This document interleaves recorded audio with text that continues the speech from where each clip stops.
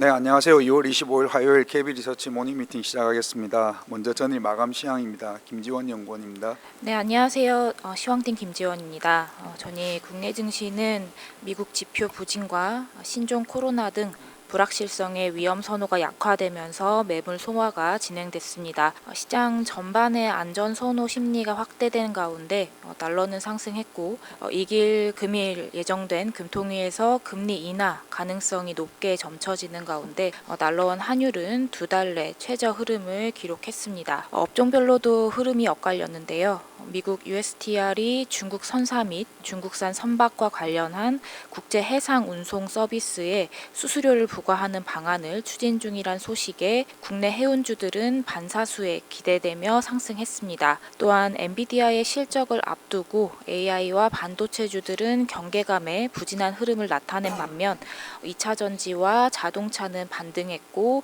헬스케어도 일부 대형주 중심으로 강세가 나타났습니다. 외국인과 기관의 동반 순매도에도 연기금은 36거래일 연속 순매수하면서 지수를 방어했습니다. 해외 증시 살펴보겠습니다. 미증시는 장 초반 반등 출발했지만 대형 기술주에 매물이 출회되면서 혼조세로 마감했습니다. 나스닥은 하락폭을 키웠고 다우지수만 상승했습니다. 마이크로소프트가 데이터 센터 투자를 줄이고 있다는 분석이 제기되면서 팔란티어, 브로드컴, TSMC 등 AI 관련주와 비스트라 등 에너지주가 동반 약세를 보였습니다. MS는 투자 계획을 유지한다고 밝혔지만 영향은 제한되는 모습이었습니다. 또한 트럼프 대통령이 마크롱 대통령과의 정상회담 직후에 캐나다와 멕시코에 대한 관세가 예정대로 시행될 것이라고 발언한 점도 시장에 부담으로 작용했습니다. 미국 10년물 국채 수익률은 이러한 기술주 약세와 지표 부진 여파가 이어지면서 하락했고 달러는 강보합권 유지했습니다. 관전 포인트 짚어보겠습니다. MS의 데이터 센터 투자 축소 우려가 부각된 점, 그리고 애플은 향후 4년간 미국 내 AI에 5천억 달러의 투자를 한다고 발표했음에도 강보합세 보이면서 시장을 이끌기에는 좀 역부족으로 작용했습니다. 또한 트럼프 대통령의 관세 압박도 지속되고 있고 이번 주에 엔비디아 실적을 앞두고 있다는 점에서 시장의 경계감은 이어질 것으로 보입니다. 금일 금통위에서는 인하 전망이 우세합니다. 최근 불확실성 요인이 많아졌지만 국내 증시가 글로벌 증시 대비해서 선전한 흐름 보이고 있어서 금일 좀 차분한 대응이 필요해 보입니다. 감사합니다. 네, 오늘 첫 번째 발표 자료는 채권시장 오늘 금통위에 관한 내용입니다. 임재균 연구원입니다. 안녕하십니까. 채권팀 임재균입니다. 오늘 금통위 예정되어 있는데요. 저희는 매파적 인하를 예상을 하고 있습니다. 다만 하느니 매파적 스탠스를 보이더라도 시장은 이미 상당 부분 반영하고 있는 만큼 시장은 크게 반응하지 않을 수 있는 점은 리스크 요인이라고 저희는 보고는 있는데요. 시장이 예상보다 매파적으로 인식할 수 있는 점은 첫 번째, 2명의 동결 소수 의견과 혹은 포워드 가이던스에서 3명 이상이 동결을 전망할 가능성으로 저희는 바라보고 있습니다. 두 번째, 중립금리에 대한 인식입니다. 하남총재는 1월 금통위에서 3%의 기준금리는 대외와 금융안정을 고려했을 때 중립금리의 상단이라고 언급을 했고, 블룸버그와의 인터뷰에서 현재 통화정책은 약간 긴축적이라고 평가를 했습니다. 금리 인하를 통해서 2.75%로 기준금리가 하향 조정이 된다라고 하면은 더 이상 한국은행 총재는 현재 한국의 통화정책이 긴축적이지 않을 수 있다라고 평가를 할 수 있습니다. 이 경우에 한국은행의 금리 인하 사이클은 실질적으로 종료된 것으로 시장은 인식할 것으로 저희는 예상을 하고 있습니다. 성장에 대한 인식입니다. 금리 인하 기대감이 높은 것은 성장에 대한 우려 때문인데요. 11월 수정 전망에서 하는 관세 정책을 반영을 하면서 성장률 하향 조정을 했지만은 현재 한국의 트럼프의 관세 정책은 협상용 도구라는 점들이 확인이 되고 있습니다. 한국은행 입장에서는 관세 전제를 수정을 하면서 성장에 상향 조정할 수 있다라고 저희는 바라보고 있습니다. 네 번째, 물가에 대한 상향 조정입니다. 헤드라인 물가가 상향 조정될 것으로 시장은 상당 부분 반영을 했지만은 환율 상승으로 인해서 핵심 물가가 올라갈 수 있는 리스크도 여전히 존재한다라고 저희는 바라보고 있습니다. 한편 금통위 이후에 목요일에 발표된 국채 발행 계획은 시장의 수급 부담으로 계속 적용할 수 있다라고 저희는 보고 있습니다. 1월 PD 간담회에서 기재부는 2월 23조, 3월 총 20조의 국채 국채 발행할 것이라고 언급을 했지만은 2월 국채 발행 규모는 20조 원에 불과한 상황입니다. 결국 3월 이후에 국채 발행 규모는 더 증가할 수밖에 없다라고 저희는 보고 있습니다. 네, 다음은 산업 및 기업 분석 순서입니다. 먼저 ITM 반도체에 관한 자료입니다. 이창민 연구원입니다. ITM 반도체 투자 의견 바에 유지하지만 목표 주가 18,000원으로 하향 조정하겠습니다. 저는 종가 기준 상승 여력 33% 수준이고요. 4분기 실적 영업 적자 1억 원 기록해서 컨센서스 소폭 하회했습니다. 매출액이 전분기 대비 역성장했는데 이제 북미 고객사의 저수익 모델향, 그러니까 스마트폰이 아닌 제품으로 나가는 보호회로를 디마케팅한 점과 국내 고객사의 폴더블폰 판매 부진 영향으로 추정됩니다. 수익성 측면에서는 불용자산 정리 등 일회성 비용 발생한 것으로 파악되고 이를 제외하면 분기 흑자 가능했던 것으로 추측됩니다. 24년 연간 24억 원 흑자를 기록해서 3년 만에 흑자 전환에 성공을 했습니다. 1분기 영업이익 18억 원으로 예상하고 있는데 비수기 진입하는 북미 고객사양 매출은 빠질 걸로 예상이 되지만 국내 고객사양 판매 확대가 예상되어서 가동률 일정 수준 방어 가능할 것으로 전망됩니다. ITM 반도체 긍정적 시각 유지하도록 하겠습니다. 보호회로 같은 경우는 국내 고객사의 채택 모델 수 증가 효과가 좀 기대됩니다. 또한 이제 북미 고객사의 밸류체인 탈중국화 추세에 따른 반사이익도 전망이 되고 있고요. 전자담배 같은 경우는 이제 글로벌 고객향 신규 디바이스 출시 시기가 25년 하반기로 지연된 점은 다소 아쉽지만 러우 전쟁 종결 가능성이 확대되고 있는 점은 주요 시장인 러시아와 동유럽 쪽에서의 수요 회복을 기대할 만한 요인이라고 판단하고 있습니다. 이상입니다. 다음은 전일 이슈가 되었던 상법 개정안에 관한 지주 업종에 관한 내용입니다. 박근영 연구원입니다. 네, 안녕하세요. 지주회사 담당 박건영 연구원입니다. 전일 상법 개정안이 법사 소위 처리가 되었습니다.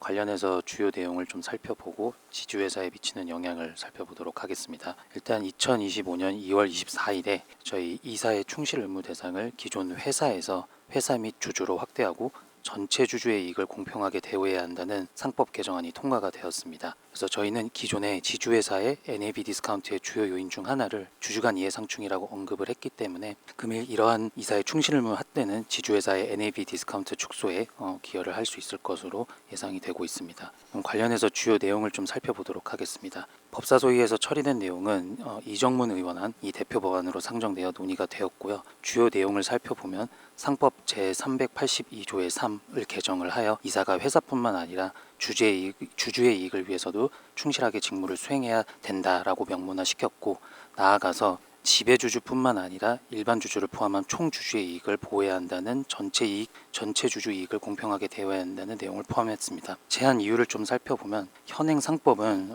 주주에 대한 이사의 충실 의무를 규정하고 있지 않음에 따라서 기업들이 합병이나 분할 등 각종 지배구조 개편 시 대주주의 이익만을 획책하고 소액 다수주주의 이익을 외면한다고 지적을 했습니다. 따라서 이러한 부정적인 인식을 확산시켜서 외국 자본의 국내 주식시장의 유입을 막을 뿐만 아니라 주식시장의 활성화에 걸림돌이 되고 있다고 주장을 하고 있습니다. 이러한 이사의 충실 의무 외에 감사위원회 분리선출 확대, 집중투표제 의무와 사회이사의 명칭을 독립이사로 변경하는 내용이 포함되어 있으나 전일 통과된 개정안에는 이사의 주주에 대한 충실 의무와 전자주주총회 의무화만 우선 포함된 것으로 파악이 됩니다. 향후 절차 관련해서는 법제사법위원회에서 전체회의에 상정이 되고 전체회의에서 의결이 되면 국회 본회의에 상정될 예정입니다. 국회 본회의를 통과한 법안은 정부로 이송되며 대통령령 제가를 거쳐 공포됩니다. 해당 개정안은 만약에 통과 시 1년 후 경과 시점에 법률 시행 예정입니다. 이상입니다. 네, 다음은 HMM에 관한 자료입니다. 강성진 연구원입니다. 네, 안녕하세요. 운송 담당 강성진입니다. 어제 HMM 주가 급등이 있었고요. 그 배경에는 미국의 중국 해운 규제가 있었는데 거기에 대해서 말씀을 드리겠습니다. 지난 2월 21일 미국 무역대표부는 중국 해운업의 불공정 관행에 대한 대응으로 중국 해운업에 대한 규제안을 발표를 했습니다. 저희가 간단하게 계산을 해봤을 때는 중국에서 출발을 해서 미국에서 이제 3번 항구에 이제 기항을 한 다음에 다시 중국으로 복항하는 그런 경우를 가정을 했을 때 총 매출 대비해서 중국 해운사들이 추가로 부담하게 되는 입항료가 총 450만 달러 정도로 매출액 대비 20% 이상에 해당이 되게 됩니다. 상당히 이제 부담스러운 구조이고요. 규제의 내용을 보면은 꼭 중국 해운사만 규제를 하겠다는 건 아니고 중국 선박을 조금이라도 가지고 있거나 또는 중국 조선소에 대해서 발주장고를 가지고 있는 업체들도 비용을 부과할 수 있는 조건들이 들어 있습니다. 이러한 미국의 규제에 대해서 중국 중심의 해운사들은 선대 이원화를 이제 이용을 할 것 같고요. 선대 이원화라는 것은 선박을 이제 두 집단으로 나눠서 한쪽은 중국 선박이나 중국 발주 장고가 없는 선박들로 구성을 하고 다른 쪽은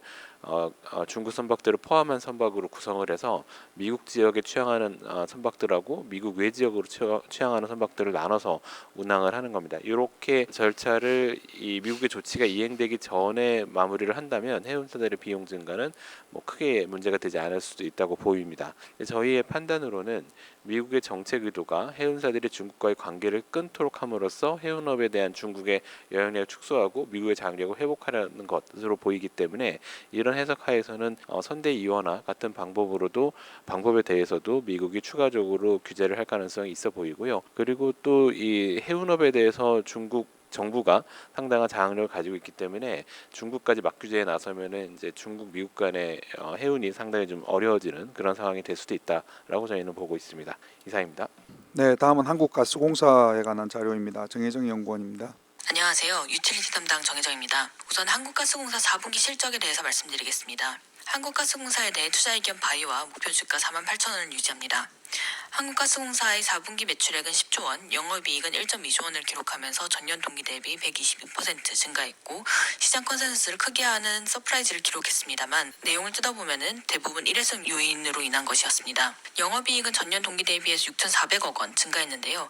이 중 가장 큰 비중을 차지했던 것은 지난해 발생했던 취약계층 가스요금 관련 비용 2,100억 원이 올해는 이익으로 반영이 되면서 총 4,200억 원 규모의 YOY 증가폭이 발생했을 것으로 보고 있습니다. 한편 연결 대상 해외 광고들의 영업이익 또한 같은 기간 큰 폭으로 증가한 1,900억 원을 기록했습니다. 호주 프렐루드 광고와 이라크 주바이르 광고가 각각 판매 물량 회복과 원가 회수 매출 증가로 인해 흑자 전환한 것에 더해서 모잠비크 광고의 생산이 본격화되면서 올해부터 이익에 기여하기 시작했던 것이 가장 큰 원인이었습니다. 한국가스공사는 2024년 별도 기준 당기순이익을 기록하면서 배당 가능 이익이 발생했습니다만 여전히 차입금 총액이 많이 남아있고 미수금도 작년 연말 14조 원으로 계속 늘어나고 있기 때문에 배당을 실시한다고 하더라도 과거 배당 성향인 40%보다는 축소가 불가피할 것으로 전망하고 있습니다. 한편 올해부터는 작년까지 발생했던 일회성 요인이 모두 해소되면서 적정 투자 보수 기반의 안정적인 영업이익 달성이 가능할 것으로 판단되는데요.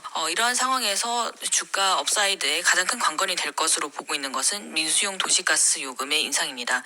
이를 통한 미수금 회수가 시작되는 시점이 가스공사의 주가도 업사이드가 좀 크게 발생할 수 있을 것이라고 보고 있습니다. 이어서 유틸리티 풍력 관련해서 말씀드리겠습니다. 프랑스 전력업체인 EDF가 미국 뉴저지 연안에서 진행 중이던 아틀란틱 쇼어즈 해상풍력 프로젝트에 대해서 9.4억 달러 규모의 손상차손을 인식하겠다고 발표했습니다. 해당 프로젝트는 EDF와 쉘이 50대 50으로 구성한 JV를 통해 진행되는 프로젝트였는데요. 지난해 10월 건축 허가를 받고 올해부터 건설을 시작할 예정이었습니다. 다만 올해 1월 쉘이 해당 프로젝트에 대해 10억 달러의 손상차손을 인식하고 프로젝트에서 철수하기로 결정함에 따라 프로젝트가 원활하게 좀 진행되기는 어려워진 상황입니다. 이 외에도 프랑스 토탈에너지와 덴마크 올스테드와 같이 미국 해상풍력 프로젝트에 진출해 있던 주요 디벨로퍼들이 프로젝트의 투자를 축소하거나 연기를 계속 진행을 하고 있습니다. 이러한 것에 가장 큰 영향을 미쳤던 것은 트럼프 대통령의 행정명령이었는데요. 트럼프 미 대통령은 취임 후 지난 1월 20일 두 가지 행정명령을 발표했습니다. 첫 번째는 연방 수역에서 해상풍력 프로젝트에 대한 신규 부지 임대를 일시적으로 중단하겠다라는 것이었고 두 번째는 육상 및 해상풍력 프로젝트에 대한 승인과 허가 그리고 대출 발급을 일시 중단하겠다라는 것이었습니다. 세부 내용을 살펴보면은 신규 프로젝트뿐만 아니라 이미 존재하고 있는 해상풍력 임대권들에 대해서도 생태적이나 경제적 환경적 요인을 검토해서 계약을 해지하거나 변경해야 될 일이 있으면은 대통령에게 보고서를 제출을 하도록 되어 있는데요. 이런 것들을 통해 봤을 때 이번 행정명령은 기존에 예상했던 것과 달리 신규 해상폭력 프로젝트의 시작뿐만 아니라 기존에 진행 중이던 프로젝트에 대한 차질을 발생시킬 수밖에 없는 상황입니다. 미국 해상폭력에 대한 가장 큰 리스크는 2023년에는 금리 상승과 프로젝트 지연에 따른 비용 증가였지만 이제는 이것이 정치적 리스크로 전환되고 있는 모습을 보여주고 있고, 따라서 이에 따라 미국 내에서 진행되고 있는 해상폭력 프로젝트의 축소는 당분간 불가피할 것으로 전망됩니다. 이상입니다. 네, 다음은 오늘 마지막 자료 감성 코퍼레이션에 관한 내용입니다. 한재훈 연구원입니다. 네, 감성코퍼레이션 말씀드리겠습니다. 한 1년 정도 만에 업데이트 드리는데요. 일단 밸류업 관련된 내용부터 말씀드리겠습니다. 일단 감성코퍼레이션 주주환원은 주총이 끝나고 올해 4월부터 본격적으로 시행될 예정입니다. 지난 12월 26일에 주주환원 정책에 대해서 공시를 했고요. 주요 내용은 25년부터 27년까지 직전 사업년도 당기순이익의 50% 이상을 주주환원에 사용하겠다는 것입니다. 그리고 방식은 자사주 매입 소각이 될 것으로 보고 있습니다. 24년도 감성코퍼레이션 당기순이익은 300억 원을 상회할 것으로 지금 전망이 되고 있고요. 그래서 결국에는 150억 원 정도 주주환원 될 것이다 라고 보고 있습니다. 물량은 대주주랑 5% 이상 주주를 제외하고 유통주식 기준으로는 8% 정도 물량이 될 걸로 보고요. 앞으로 실적 악화나 주주환원 정책 변화가 없다면 현재 주가 기준으로는 25% 정도의 물량이 2027년까지 소각된다라는 의미로 볼 수 있겠습니다. 적극적인 주주환원 정책에 따른 주가 상승이 기대된다라고 볼 수 있겠습니다. 그리고 2025년에는 유의미한 해외 매출 발생으로 성장성 개선을 좀 기대하고 있습니다. 24년부터 램프업이 시작된 대만과 일본에서 점포수와 점포당 매출액 증가가 예상이 되고요. 시장 기대치보다 늦어졌던 중국 진출도 상반기 내에 현지 파트너사와의 협의를 마무리하고 본격적인 시장 공략에 나설 걸로 보입니다. 현재 대만과 일본에는 각각 13개와 16개 점포가 있고요. 이는 중장기적으로 60개, 100개까지 증가할 수 있을 것 같습니다. 일본 내 자체 매장까지 확보하게 된다면 100개 이상도 가능할 걸로 보고 있습니다. 중국 같은 경우에는 대형 유통사를 파트너로 두고 있기 때문에 진출이 본격화된다면 즉각적인 매출 발생이 가능하다는 점에서 특히 긍정적이라고 할 수 있겠습니다. 국내 경기 둔화가 전사 성장에 영향을 미치고 있지만 해외 진출을 동력으로 다시 한번 고성장 구간에 진입하길 기대합니다. 리스크 요인 같은 경우에는 의류 사업 특성상 글로벌 경기 변화에 따른 실적 변동 가능성이 내재되어 있고요. 주주환원 규모가 실적에 연동된다는 점을 다시 한번 상기할 필요가 있겠습니다. 이상입니다. 네, 이상으로 2월 25일 화요일 KB 리서치 모닝 미팅 마치도록 하겠습니다. 감사합니다.